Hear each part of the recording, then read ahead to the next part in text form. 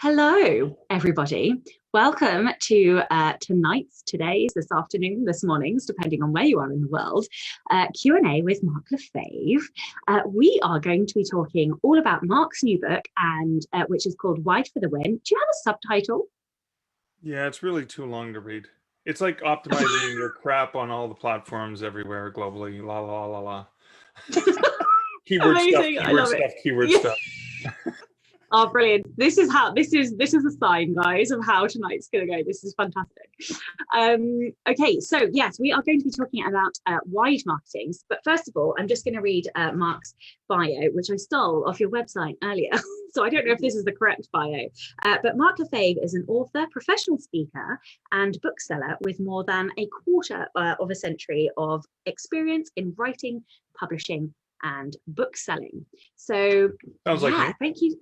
Yeah, thank you so much for joining us. First of all, let me ask you a question. How did this book come about? That's a very good question. I'm so glad you asked. I've been working on this book since the day I left Kobo, or actually before, because I wanted to keep doing things in the industry. I just didn't want to work corporately, and I was calling it Indie Publishing Insider Secrets, based on my 25 plus years of working in the industry and understanding both sides, indie and trad publishing, and that book never happened. I kept working on it. One of the chapters of that book became the 7 Ps of Publishing Success, because it was like 18,000 words, and I was like, oh, that's a mini book. 25,000 words of the chapter became Killing It on Kobo, and then I also did an author's guide to working with bookstores and libraries, which was like a 30,000 page chapter. And so I wasn't sure what to do, because I just kept trying to write this book, and it just kept exploding into bigger and bigger things and all these offshoots. In the meantime, Aaron Wright from the Wide for the Win Facebook group had reached out to me and said, hey, I read Killing on Kobo. I loved it. I've started a group called Wide for the Win, kind of inspired by what you were doing. And I'm writing a book called Wide for the Win. I'd love to, get some feedback from you and, whatever. And I was like, cool, let me know how I can help. And then she worked on it for 2 years and realized something I discovered. It's a lot, and you're never going to finish it, which has sort of happened to me too. And then she decided she was making really good coin as a romance writer, but was not producing anything new while she was working on this book, which was not good for her living, not good to pay the mortgage and everything. So she had to abandon the book. At which point she reached out to me and said, listen, I don't think I'm going to do it. And I felt really bad, because I was looking forward to it. And I said, well, I'm all over alliteration like a cheap suit, right? So can I use the title? Would you write the forward for me? Because I think it would work really, really well.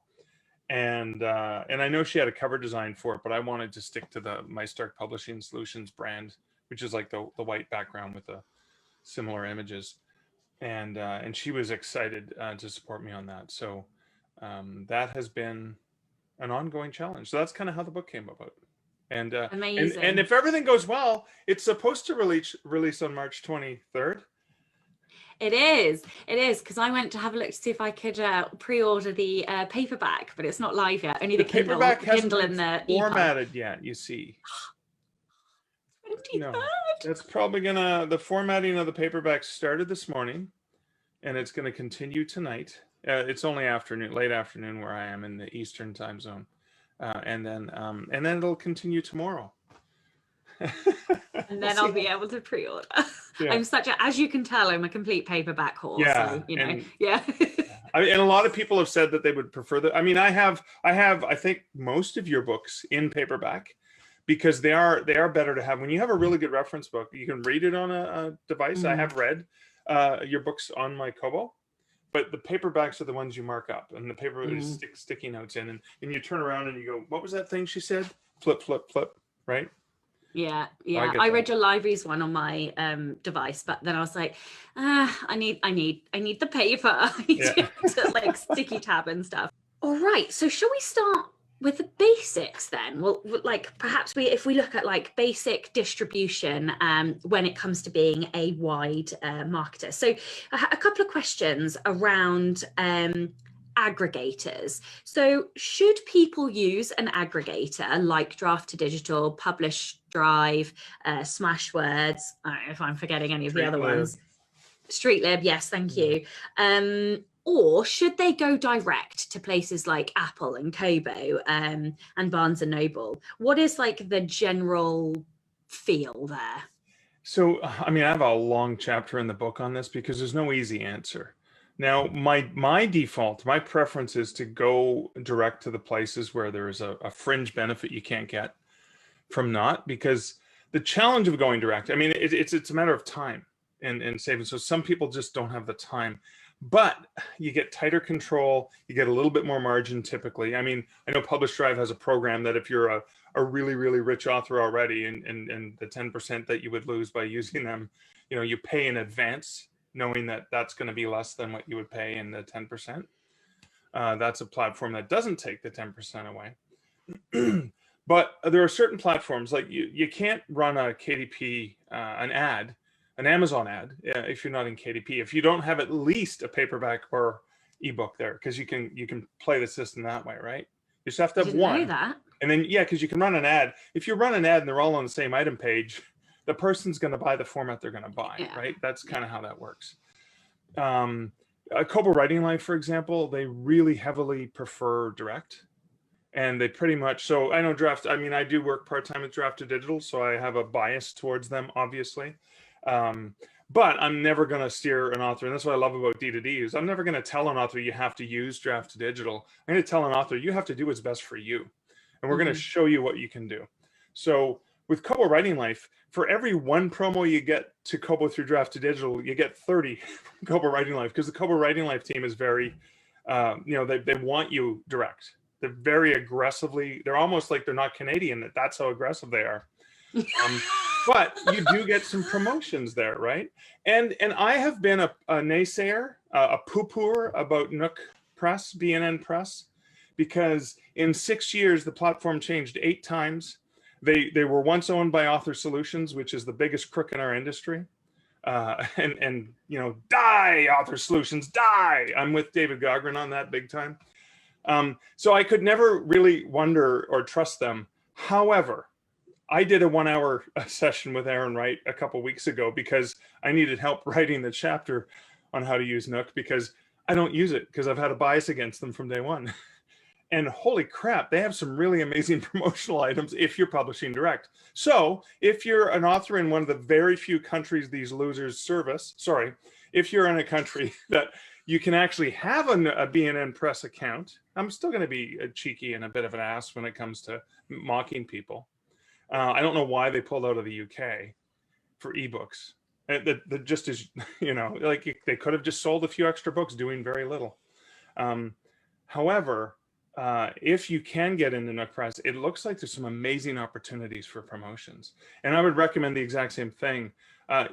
You pretty much have to go direct to Google anyway, because even if you're at Google through another aggregator, you still have to have a Google Direct account. So why not do it? And they have some really cool coupon codes. So you can get coupon codes from Nook, you can get coupon codes from Google Play.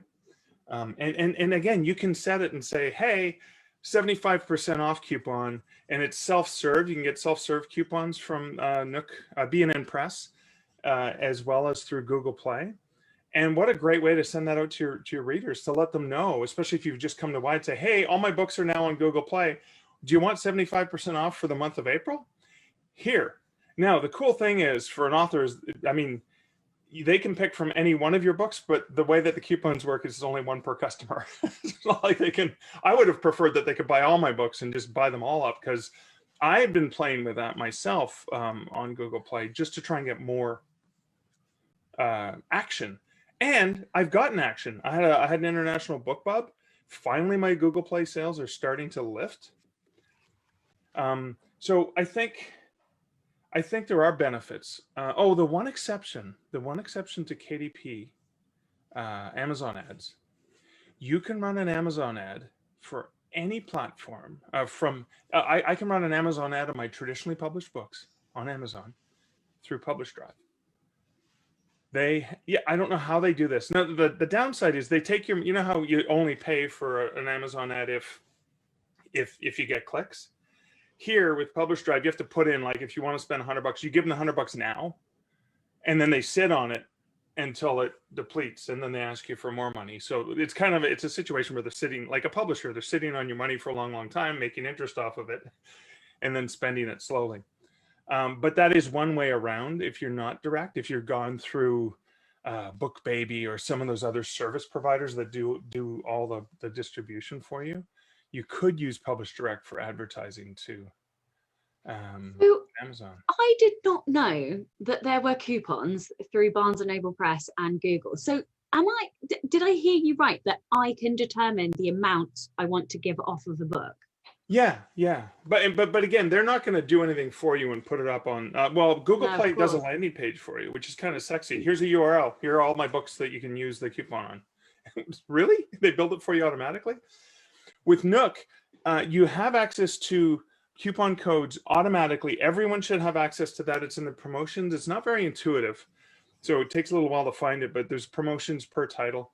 And then there's 2 other hidden promotions that not everyone gets. It's like Kobo Writing Life. You have to email and ask for it. Now, unlike Kobo Writing Life, there's some magical thing that the Nook people do that they may or may not give it to you, depending on if they like you or not. I don't know what it is.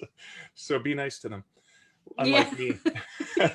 But that's then you get access to additional promotions, which are, there's these feature, like very much like the Kobo Writing Life ones, where there's monthly regular promos, and then there's seasonal promos, like, it's gonna be some like Easter and Passover and stuff like that, promos related to seasons. But those promos, if you can apply at Kobo or Barnes & Noble as much as possible, apply for everything. When you get rejected, as you will often get rejected, like BookBub, they're probably not even seeing your book half the time because they had 100 submissions and they only needed 20 titles, so they bulk rejected 80 of them without even looking at them. And unless they come back and say, Sasha, please stop submitting that same book over and over again. We don't like you. We don't like this book. Go away. And unless they say that, keep submitting. They'll tell you. I mean, I submitted, I think, like 18 times before I got like a daily deal. I just kept hitting submit because I was like, I'm gonna keep going until you give it to me. I'm gonna be annoying. Give it to me and I'll go away. You keep trying, and the ones daily deals are really hard to get. The ones that are a little bit better, because they usually get like 300 or 400 books in a promo, are those monthly 30% off promos. I highly recommend. Those are the ones you get. Well, those and free are where you get the most traction. Yeah, and I'm going to come to free shortly. So I think you've answered a few of the questions. There were a number of questions about, should I use aggregators? What aggregators do I use? Should I go direct to someone? And I think we've kind of covered that. So a next question. Do you need a different ISBN for every distributor you go for your paperback and hardbacks? No, ISBNs are for format. Right, and so trade paperback, large print would be a different ISBN, hardcover, different kinds of hardcover, like casebound versus jacketed copy, stuff like that. Yeah, that's the only thing you would need, a different ISBN for a different format. That's it, technically. Perfect. And the next question was, I should be telling you who's asking these, shouldn't I? So that people know that their questions have been asked. All right, so I'm going to do this going forward. Okay, so Dan says, is there an easy, let's say you've gone direct to some and you have an aggregator for some. Is there a piece of software out there or an easy way to manage all of the dashboards? No, and that's the challenge. And that's one of the things I do like about Draft to Digital. Is they do have a built-in way that you can assign a VA access to your managing your titles and prices, but not have access to your sales or your banking information. Don't have that on KDP. Apple has that as if you're direct with Apple. But in terms of managing multiple platforms, D2D is the only place that has that. In an efficient way, I should say. I think Publish Drive has something similar, but the thing I like about D2D is I actually have access to about 8 or 9 different accounts from my friends where I'm just helping them out because they're not as savvy. and I just use my own Draft to Digital account, and I look over and I go, okay, I'll edit Sasha's books. It takes me over. I can only see your books. I can't see anything else. I make a price change for you. I toggle back to mine. I don't even have to log out or log back in. So a VA could manage 18 or 20 or 50 different authors with one Draft to Digital account. That's amazing. I didn't know that. For sales, that's a hard one. I've been using Book Tracker for a long time, but a Scribe Count I started using. And that's just for analytics of sales. And oh my God, if you haven't checked out Scribe Count, it's browser-based, where you just basically allow access to your different dashboards. You have a plugin that you install in Firefox, for example. And then when you log into Scribe Count, it uses the plugin to access your data. So you don't even have to give them your passwords. And then in about 5 to 10 seconds, I can go and see all my sales from, so I go direct to Kobo. I have a Draft to Digital where I do Apple and Nook, and then a whole bunch of other places. And then I go direct to Kindle, but then I can now see in a single dashboard in this really sexy pie chart that shows me my percentage, of wide versus, exclusive.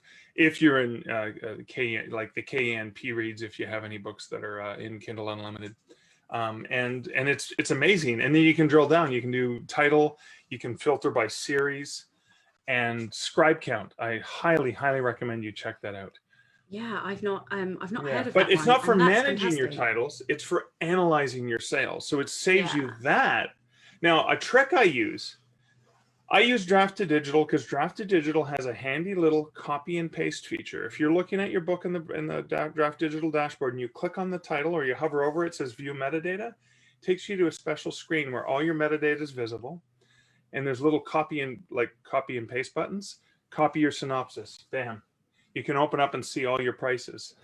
And so what I usually do is I start on Draft to Digital. So if I'm doing a price change or a price promo, I start there. And then I have all my data that I can either copy over if I'm entering it in Kindle or Kobo or anywhere else. Or if I'm doing a price change, I go, okay, my master prices will always be there because they have the best sexy automated conversion that actually does a conversion for you to a clean, localized price. And then I kind of copy that data over to my other platforms to make sure that they're all consistent. So I have been with Draft to Digital for years and I didn't know. I've literally filled like 3 Post-its already, like for stuff that I didn't know. This is amazing. And we've already had comments saying this is gold as well, so informative. So yeah, thank you so much. Thing that I missed when I talked about aggregators? Apple is the one retailer that doesn't care if you're not direct. And I think there was a question from Tim. Was it Tim? No. Might have been Apple.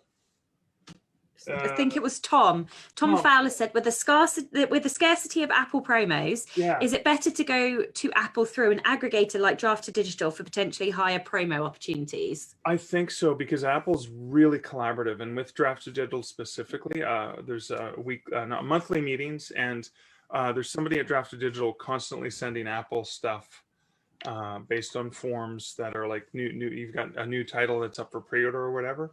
And they're attending to it, and we're getting a lot of promos through Apple. Now, Apple will only accept 10 if we send them 100 books, but they're regular, and Apple will only talk to you if they want to talk to you. They're like ninjas. They will magically appear out of the blue when you're ready, like when you're good enough. And they do rather for the majority of authors, like they'll call you. Don't call us, we'll call you. For the majority of authors, they prefer to have a curator that can deal with thousands of authors and find the right titles and say, okay, we had a whole bunch of these submissions. Here are the ones that we think are the best of the best. And they allow that work. Now they will. What I love about Apple is Apple will reach out to us if it's a Draft Digital author and say, hey, we noticed Sasha's got a new book up for pre-order. We'd love to have that up because they have a special where the merchandisers at Apple actually read it. We'd love, can you ask Sasha if the book's ready? We'd love to get someone to read it so we might be able to feature it in our forthcoming releases. And they know we'll reach out to them and put you in contact with them. And unlike Kobo Writing Life or B&N Press, they're not going to try to steal you to go direct. They don't care if you're direct or not. They make the same amount. All these companies make the same amount of money, whether an author is direct or whether they're through an aggregator. So they're actually, to be quite honest, they would be better off using an aggregator because then they would have less internal costs. But Apple's the only one that loves working with an aggregator. Same thing with Overdrive. Overdrive is easy to work with in terms of trying, and they're getting more and more promotions. So I thought I would address that, because Apple is the one exception where, I mean, the only difference is that 10%, obviously. But and their platform's a bit better now than it used to be, so it's actually somewhat easier to use. Yeah, I am direct with Apple, but I do use like Draft Digital as well. And yeah, Apple has been. Anyway, so I just wanted to add, if anybody has questions who's watching live, please do feel free to add them. I basically collated loads of questions in advance so that we had like a solid structure for this live. So if you have questions and you're feeling like, oh, I didn't get them in, don't worry, just drop them in the comments. And Linda's dropped a scribe count link, which is fantastic. Thank you, and if you scroll back up to the top, Mark's book is on pre-order, and I've put that link, and I will put that link in again. So yeah, please do make sure you go get a copy, preferably from a wide store. Oh yeah, I don't care where you buy it. Oh yeah. Well, ask for it at your local library. Yeah, exactly. Starting probably it won't be there because they're slower to accept. So I know it won't be at Overdrive right away because they take a week. Yeah. You know how they are. I do. Okay, so Zane asked, what is the first thing somebody should do if they want to go wide? Pray. No. Brilliant. No, but it does start with a P. It does start with a P. Pack a lot of patience. I think so. The first thing that I would recommend if you're going to go wide is, you probably started with Amazon because it was simple and it was the first store that you came to, and it's the world's biggest bookstore. Your entire perception has been skewed to be Amazon all the time. Marsha. It's that's the thing that you're getting. Pick a store. Check it out. Understand the store. Browse the store. Spend 1/10 of the time you spend looking at your book on Amazon and look at it on another store. See what the differences are. See what the similarities are. Understand, do they have a free app that you can just download and test a free book and actually read it and understand what the reading experience and browsing experience is? I would try to not do too much at once, but to take a look at what's going on in the other stores. What are the books they're featuring? What kind of books are they featuring? Are they featuring your genre a lot? If not, move on to the next store. Maybe you start with them, because it's going to be a lot of work. It's going to take a lot of time. And the one thing that I think a lot of authors do is they publish wide, but they don't behave wide.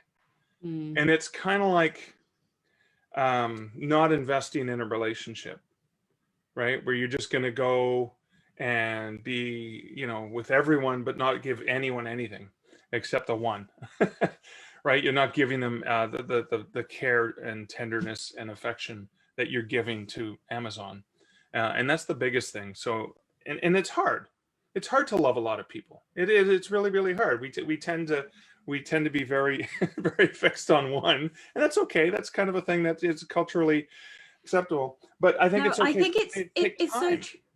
Yeah, and also I think our default is to do the thing that's easiest. So I have been really cognizant this year, because I know that I will read an ebook if I have to, but I have been trying really hard to buy from like Blackwell's, from Waterstones. I do Book Depository sometimes, although I heard that Amazon own Book Depository. Is that true? Do you know if that's true? They do. Well, they own half of, like Pepsi and Coke. They own half of the other companies. Yeah. Well, anything not to I'll have to stop using Book Depository then. Okay, let's move on a little bit to marketing, because I cannot believe we've already been half an hour. Talk too much. No, are you joking? I have so many notes. I'm like, I need to change all the things right now. I'm just going to add a question. So Dharma says, what day of the week does Kobo add new promotions? Monday through Friday. They don't work on weekends typically. That's the challenge. You don't get notified, so you kind of have to go in. Now I know, for example, they change up a lot of the promos on the Monday, and they tend not to do it till after 9 a.m. Eastern. So if you're in the UK, you're going, my God, it's 1 o'clock. They haven't changed it. I'm supposed to be featured this week. Don't worry. You'll just get that extra time the following Monday when they flip over to the next feature or whatever. So don't panic because they're operating on a different time zone. But yeah, there is no, because sometimes they may get a feature from the master, the big merchandising team, and they find out about it and then they build it. So there's no set schedule, unfortunately. Hello, Kitty Cat. We have a friend. Yeah, hello, Kitty. I'm just going to move this, otherwise she's not going to sit down, and then it's going to be chaos and carnage. So you can now sit down. Carnage. Kitty Carnage. Sounds like a follow-up to one of your books. Writing Chaos and Carnage. Yeah. Okay, so Ian Worrell has a question, and I'm not sure this is a quick answer, really. But he says, if I'm in an aggregator, should I take my books out and go direct? And if so, when would be a good idea to do that? When or if I'm making enough money to leave my job? Time is the reason why I use draft to digital. I think it's such a personal, individualized question that it's hard. I don't know if you can offer any opinion on that. Well, for libraries, I would never do that. Never change it, because they can't keep up. Retailers are better at it. However, if you take it down, no matter how you're publishing, if you're direct and you wanted to switch to an aggregator, or you're an aggregator and you want to switch to direct, you're probably going to lose your reviews. And for sure, and at Kobo, for example, they call it your book's temperature. Your temperature gets reset to sub-zero. And it's really hard to warm those things up. So if you have any action, any play, any sort of also bought activity, I would be very hesitant to move it. Now, if you got a title that's a dud and dead and not moving, you haven't lost anything. So that's something to consider. I think that should be a big consideration. Even over time, it's like, yeah, I'm going to make an extra 10%, but 10% of zero is zero. Because if you go back to zero and it took you 9 months or 2 years to build that, it is a slow build. It's not easy, right? It takes, on average, it takes 9 months. And I have a lot of people go, okay, it's 9 months on Monday, Mark. You said it was 9 months. I got my, no, it's on average. T.S. Paul, when he went wide into Kobo, I thought he was lying to me because I had already left Kobo, and he's like, oh, I already made this on Kobo. I go, that's impossible. You can't make that on Kobo that early. And he showed me his dashboard. We did a Zoom call and logged in. I'm like, oh my Lord, you're the exception that proves the rule. Like, what did you do? Oh, I just published and told my people. I'm not bitter or resentful. No, not at all. Okay, it took me. I built the platform and I'm still growing myself on Kobo. Yeah. Exactly. As well done. We're so happy for you. Come on. All right, let's look at launching. What are the most effective launch techniques for a wide launch? Inclusivity, for sure. So don't just say, hey, I got a new book out. Here's the Amazon link. People still do that, thinking, maybe because that's the store they buy at. Inclusivity globally. And I'm going to say Draft to Digital is one of the places that allows you to have a books to read link. And the books to read link, even if you're exclusive, is global because it has all 8 Amazon links built into it. And you can put your affiliate code into it. So that's an important thing to remember. So if I just post a link to Amazon or Kobo or Google or whatever, I'm still only posting the geo location. For me, it'd be the Canadian site. But if I use the books to read link and you click on the Google one, you're going to go to the UK or Amazon or Kobo. So I think the other thing when you're thinking about your launch is consistency. If you have a series, the rapid release isn't as critical, but consistent release is. And most books really start to take off only after the 3rd book in the series, if it's a series. So you may want to have like a 1 and 2 out almost immediately with 3 on the near horizon, and then schedule it out so you've got 4, 5, 6 maybe up for pre-order potentially, rather than just kind of hit them all at once, because in that way you can kind of, there's a little bit more relevancy so that you're releasing something new on a regular basis. But the other thing you have to be careful is if you can't keep that up, you're going to set an expectation for readers. So if your normal writing rate is one book every quarter. Maybe you plan your release in that way to give yourself a head start and keep going. And recognize that the other challenge is in traditional publishing and in self-publishing. It's always been this way. Publishers used to stick with a new author for at least 3 or 4 books because they knew it would take that long to get traction. Traditional publishers stopped doing that a long time ago. Yeah, by the 3rd book, they're like, yeah, whatever, you're going straight to remainders. Like, we're not even going to put any effort into this. I remember in the early days of self-publishing, it was the folks like Bella Andre and Barbara Freedy who came over from trad publishing and were the first major successful romance authors out there. It wasn't until book 3 or book 4 in their series that things finally started to go. Yeah, I think it's because you then have like that flexibility to do price drops and, you know, and still make a good positive ROI. Somebody's just come in and said, I hear that they say that readers are lazy and that extra click using a books to read link might deter some sales. Like, have you seen this in action, or is it just, you know, they said? Well, it's a they said thing. There's been studies. Yeah, the least amount of clicks are fine. But it's also time. Are you on your website or in your social media, are you going to put all 57 links? No. And who's that's stupider for a customer to have to go through those. Or I mean, I'm not making fun. I'm just saying chances are you're going to put an Amazon link, maybe an Amazon.com and an Amazon.uk, and maybe you'll throw in something else. That's not wide. That's very exclusive. And so it's a catch-22. Now on your website, you may have there are plugins and stuff you can do where you can actually have the links with the logos and stuff like that. I'm lazy. Yeah. I put it in books to read automatically, like when Apple changes their logo and they call themselves Apple Books instead of iBooks and stuff like that, and all the different things that they change. They stay on top of changing the logos, and they stay on top of geo-targeting. So I look at it and go, I'm not gonna. I mean, I do sometimes in my newsletter, if I have a promo that's only on Kobo, Canada, US, or Australia or something like that, then I'll put those links. And then I'll also put a books to read link, and I'll say, well, if you want to buy it on all the other platforms, here it is. Because people still click that. Yeah. I use books to read links, and I've never had a problem. Like, people buy on all of the platforms because I'm providing a link to all of the platforms. Okay, I have 2 selfish questions. It's a good question, though. It's a really good question. It is a good question. Extra clicks, you want to reduce the clicks, and I do get that. I understand that. Yeah. Now, if somebody, I should say, if somebody has set a preferred store on books to read on any book at any time, and you send them a books to read link, and they say, I read on Kindle or Kobo or Google, it's not even going to books to read, it's going right to their preferred store. So that that could save the customer time, especially the patient customers who don't want that stage. Yeah. That could help.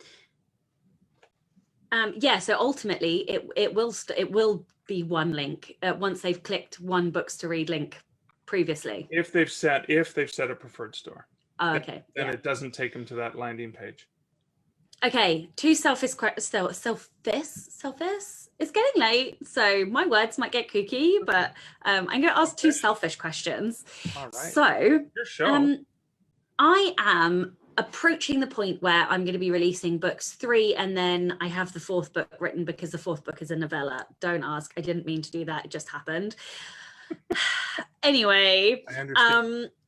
Oh God, just why can't the fucking series just go how it's supposed to go? Anyway, so my first question is, should you do perma-free, or should you rotate free 99 cents, different prices? Like, what technique is working best? Question.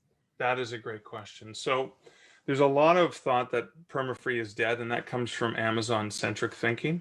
That's because you used to game the system by making it free, it would rank up, then you'd flip it and it would stay at a high rank. And then Amazon got smart and said, let's not let them do that. And then people thought, well, perma-free doesn't work anymore. Perma-free works. It typically works best if you have at least 3 books in a series, and usually is the first book, with a strong call to action to, preview, click here to get the next book. And that can be a books to read link generically, or if you're going to manage them separately, a link directly to that book on the retailer. Just make sure it's a geo-targeted link, because you don't know what geo they're in. You don't want to send them to the US store if they're in Australia. So that's where a link like that works. Now, if you're, and I understand there are people who don't want to give it away for free, because the downside with free is people grab stuff and they're the ones who will give you a low 1 star or crap all over your book, because there's no confirmation bias. When they take it for free, they spent nothing and they'll crap all over you. If they spend at least 99 cents, they're not stupid enough to ever have put money against a book that wasn't at least worth it. The confirmation bias will ensure, well, that'll be a 2-star or 3-star review at least if they don't like it.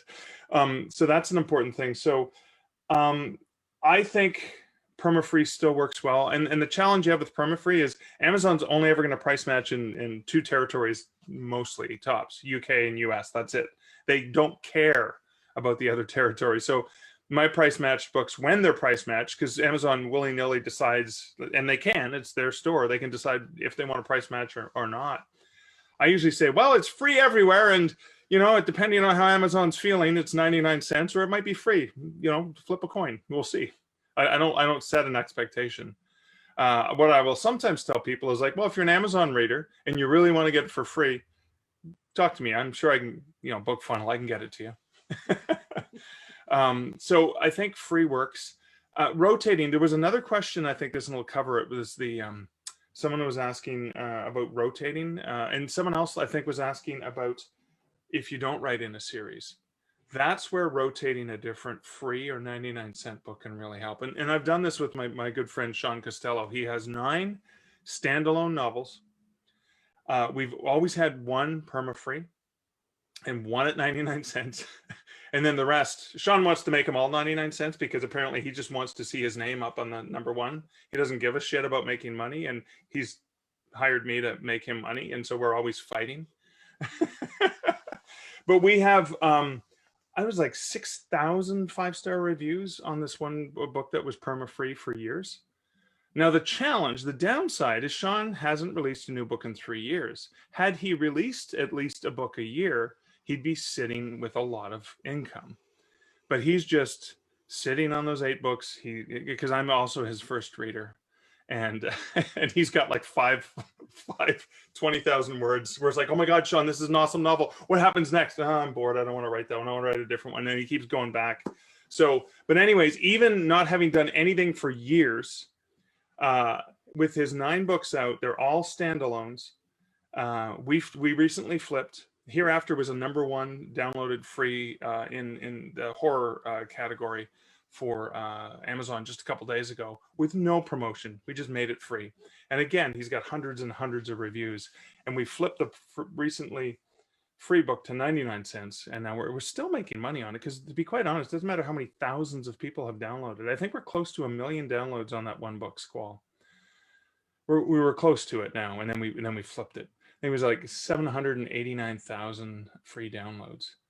Wow. And again, that's the funnel. So they get to the end of that, they get the free book when they sign up. And then if they're real rabid fans, they'll buy everything. Ideally at the full price of $4.99 US, £3.99 or whatever, that kind of thing. And that can work on standalone, and it could potentially work on series. The thing you have to be leery about, what I always fight with Sean on, is to stop giving everything away for free if you're trying to actually make a living. Give them a taste. If they like you and you're good, there's nothing like, it's not like your other books are $15 like a traditional publisher. Your other books are probably $5 maximum, I'm guessing. Right? Yeah, this is the term. I have no issue in doing a free. I suppose the thing I'm struggling with is whether to do the first book as free or 99 cents, and whether to do it as free permanently, or I don't know. I think all I can do is experiment, and I suppose that's very much a wide mindset, is to continue to experiment anyway. Yeah, and the thing is, you can do perma 99 cents because you can control that, and you can't control free on Amazon. So it's, the idea of free is going to be everywhere but Amazon in a lot of cases, right? So that maybe, like, if that's too much work, well, start with 99 cents. At least you have full control, and you're at least making 35 cents. Yeah. Woohoo! Rich. Okay. I can buy Barnaby some pants. No, he likes being free. Yeah. So my next question is, can any genre as an indie do wide? Now, I say this only because as a young adult author, typically, I see a lot of indies in KU with young adult. I don't see all of them. And I have been trying to remove my own bias by tracking BookBub to remove that bias from myself. But yeah, like the ones that are wide typically are traditionally published books. So I don't know, can any genre do well wide, or like, is it more suited to some genres than others? There may be some genres that do better wide. For example, if you have more literary fiction standalone novels, you probably stand a better chance at selling more on Kobo, who have a preference for those because they come from traditional publishing. And through the American Booksellers Association, a lot of the ebooks that sell through the partnership with the ABA are the same kinds of literary titles that the independent booksellers would recommend to their in-person customers. There's people who shop those stores and bookshop and places like that are going to have the same biases that they would get from buying at an indie bookstore. So maybe that's where your literary titles would probably do better than they would on Amazon. It really depends on the market and the time and understanding. I mean, YA does well. YA does exceptionally well on the wide platforms. And I know, like the Craig Martells of the world, et cetera, it's like all sci-fi and fantasy, they only do well in because you got like 30 books in a series. Of course, that's going to net you a lot of money on KNP reads, but they still do well outside. The other thing to think about that is if everyone's doing something over here on Amazon and there's a big lineup to get in the diner, and there's a cool diner over there where there's no lineup, you're in and you're getting served right away. So there's less competition potentially, and there's less people all paying for ads because it's pay to play on Amazon too, right? It's not like you're putting a book up and you're just going to sell. You have to run. You kind of, if you want anything, you gotta be pushing people there, and usually that's by giving Amazon money. So there are ways of getting the same sort of traction on other sites, I think, which was one of the other questions, right? Yes, I think so. We've had another question come in. Zach says, okay, let's say I'm going from KU to wide. Should I stagger my release by platform and do several launches, or push to all of the platforms and go at once? That depends on if you want to focus on that platform and just go heavy on that new platform. Like, hey, I'm in Apple now, or I'm in whatever. I don't see a benefit unless it's your time. Because, for example, if your book's now available everywhere, like all the big five ebook retailers and libraries, why not, if you get a BookBub, or you get a Bargain Booksy, or you get an eReader News Today, or any of those things that actually link to the multiple sites, why wouldn't you take advantage of it? Because paying for the promo is going to cost you the same amount. Why not have it go to all platforms rather than just I'm on Amazon and Kobo, or I'm on Amazon and Apple? So it's kind of a personal choice. If you don't have time to figure out the other stores and you want to test it out, that's a thing. But if you're going to be wide, you may as well, maybe you just make them wide, but then you focus on one of those stores. But then if you get a third-party promo, you're going to benefit, right? Everywhere. I mean, like I said, I had an international BookBub, and I think Nook is probably my worst performing platform because Google Play it wasn't hard for them to pass Nook, but Nook's my worst too. Apple's done exceptionally well on this promo. I'm really pleased. Amazon Canada, I was #1 in all 3 categories, which is funny because Amazon Canada is useless because it's not. If it was Amazon.com, I'd be buying a helicopter right now. But I can buy a keg of beer. So, but again, that international BookBub was phenomenal for me because it did really move the needle on pretty much every platform, and it did move it on Amazon, even though I didn't even have an Amazon.com. I had UK and all the other sites, and that was worthwhile. Had I only had that on Apple and Amazon, I would have only seen a benefit on Apple and nothing on the other platforms. So hope that helps. Okay, so Clary says, how do you start building readers on non-Amazon platforms? Third-party promos, like I was just talking about, but also go in, if you're on Google, go and check out the coupons that they make available. Check out that platform. Check out the ones that they have on Nook. The coupon codes. And again, tell the community. You can target. I think it was Patty Jansen from Australia, who in the early days when I was still working at Kobo, she would specifically target her readers on Kobo Canada with a Facebook ad. Kobo Canada, because she knows that's the biggest territory for Kobo. But then she would also have a different ad that she'd only target Kobo Australia. And so you might cycle through something like that where you're like, okay, I'm going to try an ad and I'm only going to focus on this one territory for this one retailer because that's what I've heard. Kobo's very clear about. I think Tara Kremen was just on with Joanna Penn last She's week. on my podcast this coming week as well. On your podcast. Yeah. So don't listen to Joanna. Listen to Sasha. No, do. She's amazing. Joanna's amazing. Do listen to her. I'm just teasing. But yeah, it was great because I hired Tara. Did you? I did. Yeah, she was working on a customer service team, and she would always handle the Kobo Writing Life questions because we didn't have a customer service team. And so when I created a customer service team just for Kobo Writing Life, I'm like, we want Tara because she's the best. And so we pulled her in, and then she was on the team, and then she went to publisher operations for a while, but then she focused on indie books, and then she came back, and now she's running the team. So there, haha. I hire the best. But no, she shared a lot of really cool stats. The other places may or may not share the stats, but you pretty much guaranteed that Nook is going to sell really well in the States and nowhere else because they're not available anywhere else. So if you're targeting Nook readers in Australia, you're going to lose a lot of money. I wanted to just add, you mentioned third-party, I can't remember quite the word that you used, but it was like third-party advertising, promos, that was it. So for those that don't know what that includes, obviously Mark mentioned BookBub as one, but you also have things like Written Word Media, who do Free Booksy and Bargain Booksy. So these are all newsletter promos. And e-reader News Today, all those good ones. David Gochran actually has a fantastic article on his website, which I'll look for when I ask the next question and dump in the comments, about different third-party promos that he's tried and tested himself. And so that's quite good if people are looking for different promos.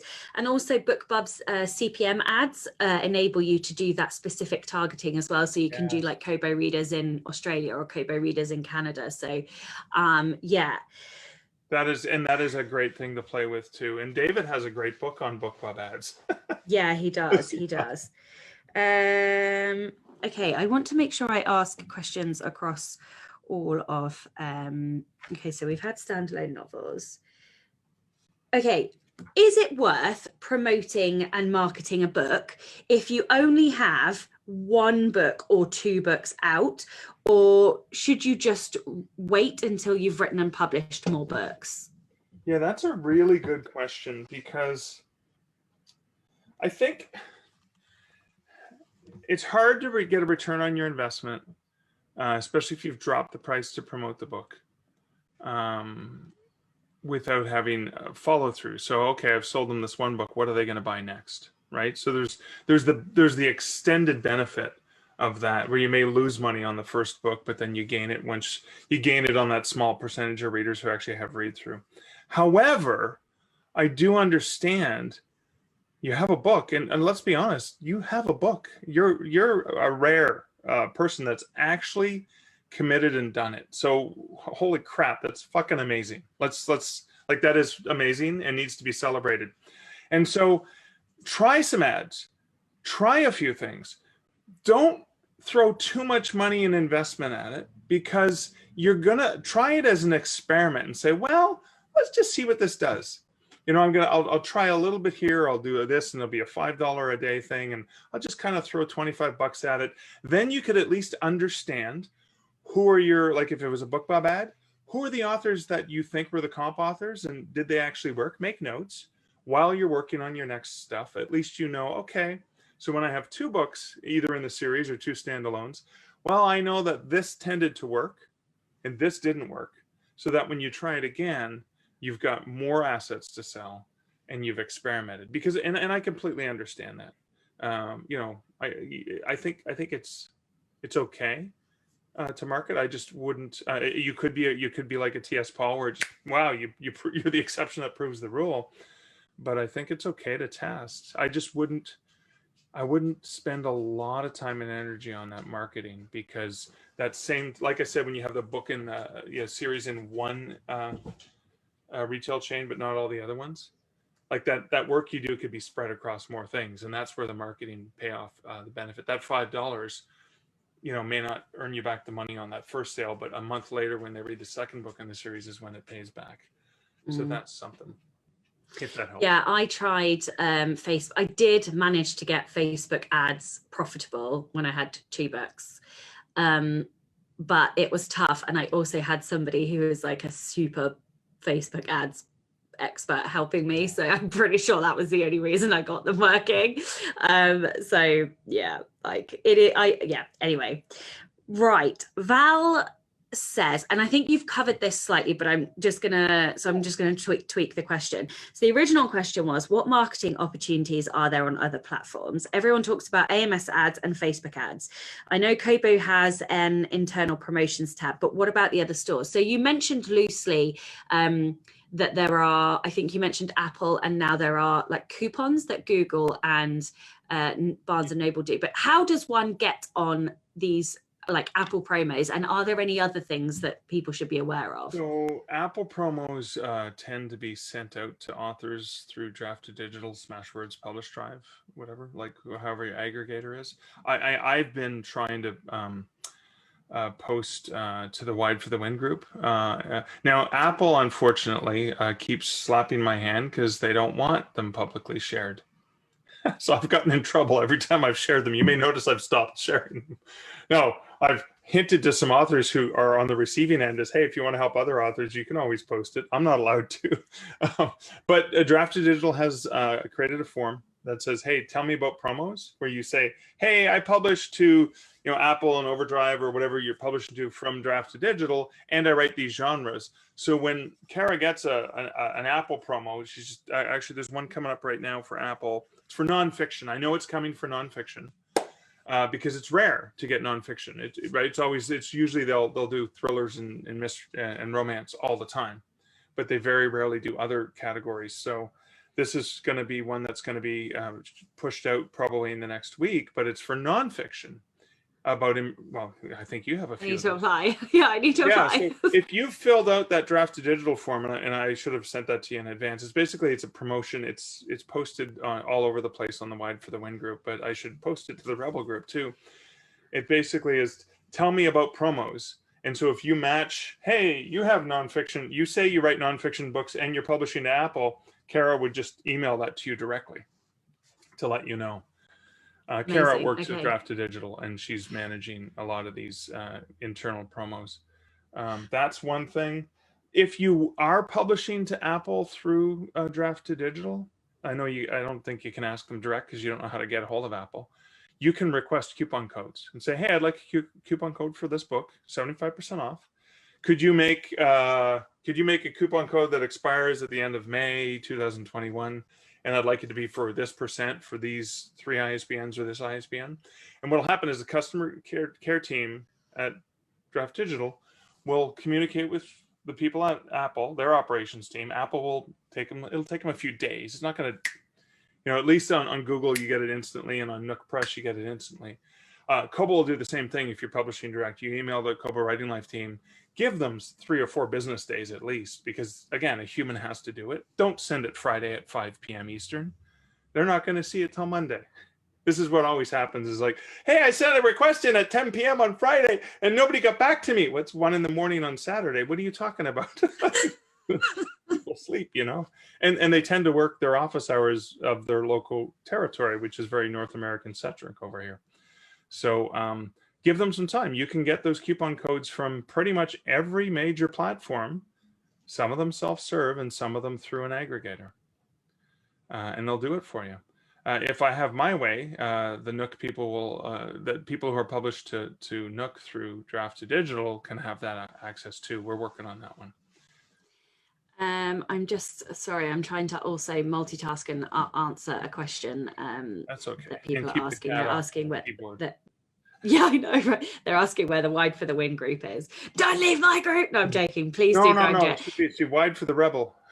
Yeah, no. So what I was just going to add, actually, that's so fantastic about the Wide for the Win group is that so if you go to the top of the Wide for the Win group, there's like announcements, and if you click in the announcements, you're going to get a degree in wide marketing, because they have this series of posts with like a shit ton of links to like different so like what to do with reader magnets, and all like a bazillion different people have told you like different marketing things that they've done and what's worked, and stats and figures, and then there's stuff on like newsletter promos, and then there's advice on free. Like I tried to go through it and my brain like just pussed out of my ears because there was so much information. And so now like every Friday I go and I'm like, I'm going to pick one thread to read from this group, because there's just so much information. So please do go and join the group, yeah, go and make sure you target the announcements at the top of the group, and yeah, go learn all of the things. I feel like I was gonna say something else, or we were talking about, so I suppose the one thing that we haven't mentioned, do you sell direct? Very, very poorly, yes. So I use BookFunnel to deliver, and I've tested it with PayPal and PayHip, and I'm playing around with WooCommerce, and I use Stripe and WooCommerce now. Stripe, and yeah, so that is, it's a mess. It's a right bloody mess, because I need to dedicate a full day or two just to do all my books. I think I have 4 or 5 of them that I sell direct. I sell audiobooks direct. I've got the authors direct through Findaway, but I'm going to be testing that out because with BookFunnel too. Because again, I want people to have choice. If you want to buy direct, go for it. I used to, and this, I think people had some questions about print books and bookstores and stuff. One of the things I did with a local indie bookstore when I was in Hamilton, Ontario, is I had a deal with Jamie. And there was a link on my website that said, oh, if you want a signed copy and you want to buy a print copy from a local independent bookstore, here's email Epic Books, order the book, tell me what you want. I'll run down there. You know, I used to drive by her store on my way to work every day. And we'll arrange that I can sign it and she can ship it to you. And that way you're buying my print book through her bookstore, supporting a local bookstore, and I'm supporting the local bookstore.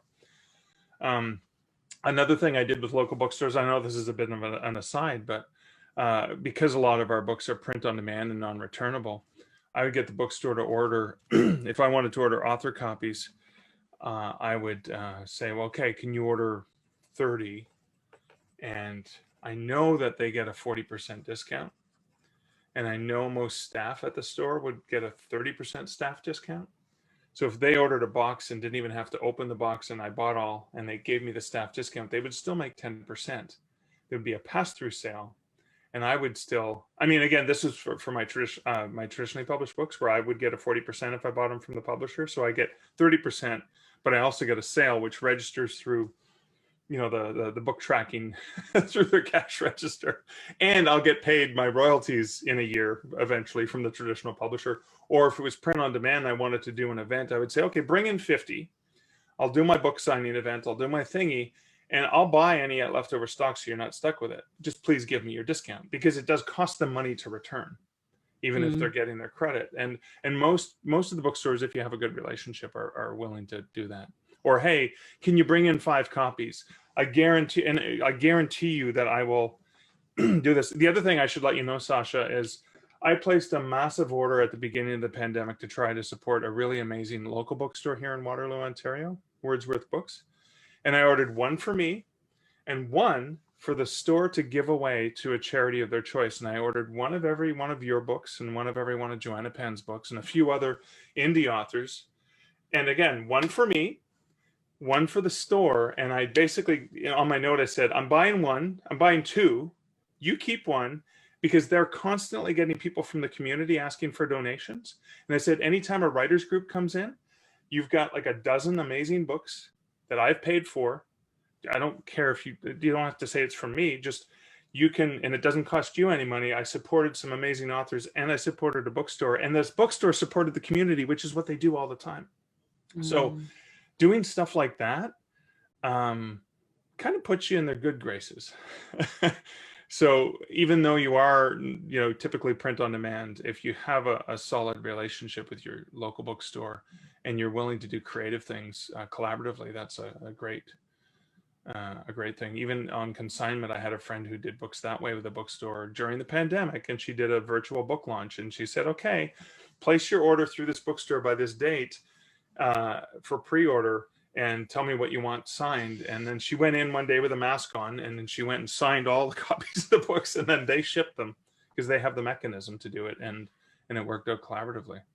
That's amazing. And the minute our local bookstore opens, which is the same bookstore that I went to as a kid, I am going down there because I've moved home. I don't know if you know this, but I've moved home. So I now live close to where I grew up.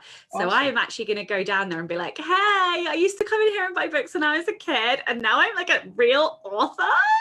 And I want to support. So I am actually going to go and do that. So yeah, thanks for inspiring me to do that. I think that's fantastic. What an amazing idea, and like a way to. It takes a lot of work, like publishing wine. It's not like, hey, I published a book, I'm going to be a millionaire. No. I'll be honest, I'm not going to lie to anyone. It's a hell of a lot of work. It really is. Being an indie is a hell of a lot of work. I think it doesn't matter, it doesn't matter what you're doing. This is not an industry that is one for little work. No, if you want to make easy money, get a job at McDonald's. Yeah, exactly. Okay, so I am aware that we have gone just a fraction over an hour. So I am going to. Am I not? Pardon? I'm keeping everyone up. I'm sorry. No, I just am acutely aware that you had surgery yesterday and you've been standing up for an hour. You want to see my scar? No. Okay. Liz would kill me if I showed my scar. It's like, stop doing things like that. Is it gnarly though? Is it like a proper? No, I love scars. It's only like a 2 centimeter incision, and it's right here, and it's just like there's a bandage that hasn't come off yet. So. So no shark bite stories that you can weave. No, it could have been like a little minnow bite.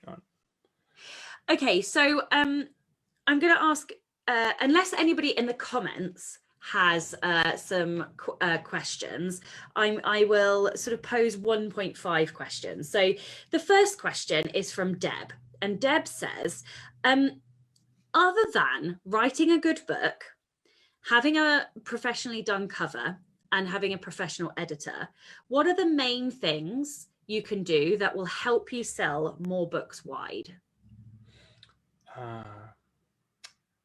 Patience and persistence, and not giving up, because it does take a significant amount of time. Now, this also goes down to understanding. And again, I know it's a tough one because I think someone else asked the question, what the hell? Like, I'm not a psychic. I think it was Lena who said, I'm not a psychic. How the hell do I know what these demographics are?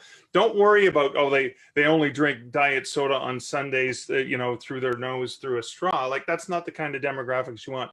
The demographics to focus on are, who is reading your books? Who is your ideal customer? What are the books that they've already read? What are the authors they love? What are the kinds of stories that resonate with them? And that's another thing that Nook Press has that nobody else has, is they have themes for fiction. Yes, the theme of former lovers, for example, which is not even a BISAC category for romance. There are themes, interracial couples, and all kinds of themes that are not even part of any other scheme. What are the kinds of stories that resonate with people? What are the TV shows? What's the music that they listen to? Any of those things. really, really understand as niche as you can. I know we're talking wide, but think about as niche as you can. This is the ideal reader. And think about them. And when you're thinking about your marketing on those wide platforms, try not to go too wide. Try to focus only in on those core people, because it's those core people.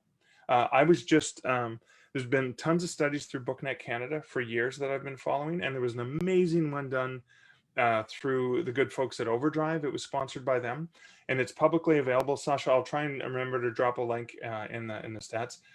The primary number one driver for most people to buy books is still word of mouth. They may buy them online, but the primary driver is still word of mouth. It's recommendations from people they know, like, and trust. And that could be influencers, right? Could be, I mean, let's be honest. It was Ronald Reagan was carrying a copy of this unknown author. No one had heard of Tom Clancy. Ronald Reagan was carrying a copy of The Hunt for Red October. Was it Reagan or was it Bush? It might have been Bush, the first one, American president. And I think he was carrying that book, and that made Tom Clancy, and then the movie with Sean Connery, and then. So word of mouth is still the number one driver. So that's why focusing on those people that are going to go, oh my God, I just read this book. You have to read it. You were showing me a book before that, right?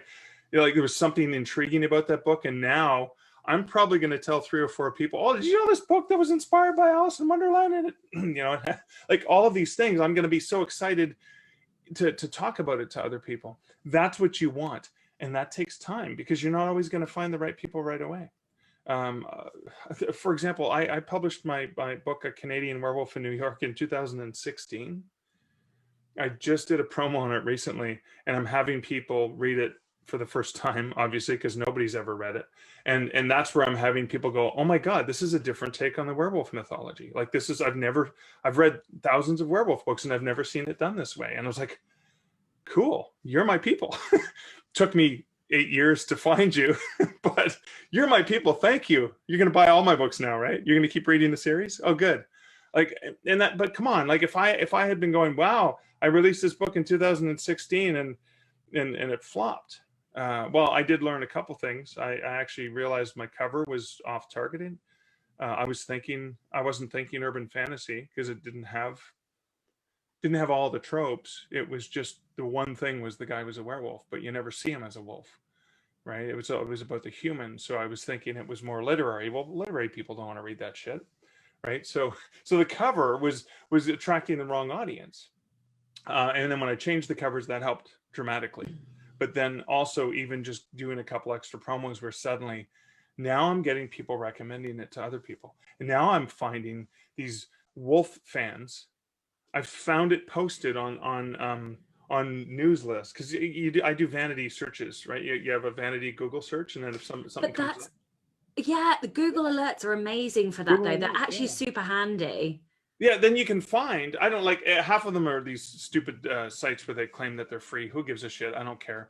But it's the other ones where I'm like, oh, cool, someone's recommending it. That's why I suddenly said, because you're like, I didn't do any promos. Why did I suddenly sell 5 books where I normally sell 1 a day? Why did I suddenly sell 5 today of this book? And then you go, oh, there was like some Reddit or some other platform where somebody went, oh, I just finished reading this book by Mark Lessing. You got to really check it out, and blah, blah, blah, blah. And then suddenly I'm getting all of these people tagging me on Twitter saying, oh, I just read this, and when's your next one coming? And I was like, where did you come from? So, but come on, that was 6 years ago. So funny you say about influencers. I definitely think that is one of the key ways that I buy books these days, because I follow a few key people who will remain nameless, who I am bitterly jealous of, that get sent a shit ton of books because they have massive Instagrams, and I'm like, bitches, like I want all the books. As you can tell from my excessively large bookcase, it's only getting bigger at the moment. Yeah, and I genuinely perv over their book mail, and I take deep pleasure in watching them open their book mails, and you can guarantee when they have a thing of 20 stories, I will put one of those books in my bloody book basket on Blackwell's or Waterstones or wherever. And yeah, so like in terms of trying to find those readers, I mean, for me personally, I know that young adults tend to spend a lot of time on Instagram because it's the Bookstagram community. Yeah. So I'm always searching on there and looking at the other things that they're posting and similar books, and looking at reels and TikToks and things that, you know, young adult readers are doing. But the other thing to look for is look on Facebook for reader groups, because there are a ton of reader groups on Facebook that are niche genres. So you can actually find groups full of your ideal reader. And now, of course, most of these groups have rules like no promotion. So if you join as an author, be respectful and just observe, and be there as a reader of the genre that you write and interact, because you'll learn an awful lot more by interacting in these groups than you will by going, buy my book, because everybody then is just going to think you're an asshole. So don't do that. Right. You mean actually become part of a community, engage and I know. And give it's fucking nuts. And the right people will go, wow, Sasha said something interesting about villains. Sounds like she knows a lot about villains. Oh my God, she's got a book. And they stalk you, right? They cyber stalk you. They go on your profile and go, oh my God, the 13. I got to buy that. But that does not happen. Sasha didn't run in there and go, hey, here's my book. Right? Like Sasha went in, became part of the community, and the right people found. But that's patience. And there's no magic bullet. There's no like, hey, I just pushed a button and everything was happy for me. I would like a happy button. I had a happy button yesterday. The anesthesiologist, he put it on my face. It was like the nitrous oxide or whatever. I was happy yesterday. I remember coming around the last time I had surgery, and I was just like, have you ever seen Me, Myself and Irene? Film with Jim Carrey and the Cottonmouth scene and I was like, oh, I'm Jim Carrey, and the nurses were like, what? Anyway, it was, and then I was like, oh, I'm the Hulk, because she put the BP thingy on me, and it just blew up, and I'm like, I'm the Hulk, and they're like, you are high as fuck. Bless those nurses. Anyway, right, I'm going to put the link to your book in the comments once again. So guys, please do go and pre-order a copy, or if you're like me, then like you will just have to wait for the paperback. No pressure mark, but all of the pressure. Or ask through your favorite local bookstore and show them that you support them. I am going to do that. I am actually going to do that. I wonder if I can. I wonder if they're trading, but like, because obviously we're still, and nothing's open still in the UK. I don't know. I'll try and email them. Because we would have when the stores weren't open, we had like curbside pickup or delivery. I don't know, but I am going to email them and try and find out. Yeah. So my mum's just commenting in the in the thread. That's so funny. Hi, Mum. You swore in front of your mom. Oh, my mom, bless her. I think she'll just like put her hands over her ears. She knows her daughter is an absolute heathen. I feel so. I know. How dare you? Yeah. Okay, so absolutely amazing. Thank you so much for your time. Yeah, it was absolutely amazing. I can't believe how many post-it notes I've written. I literally have like a gazillion post-it notes. And yeah, good luck with the launch, and we will all be supporting you. So yeah, thank you guys so much. Great questions as well. Yeah, thank you everybody. Okay, and bye-bye.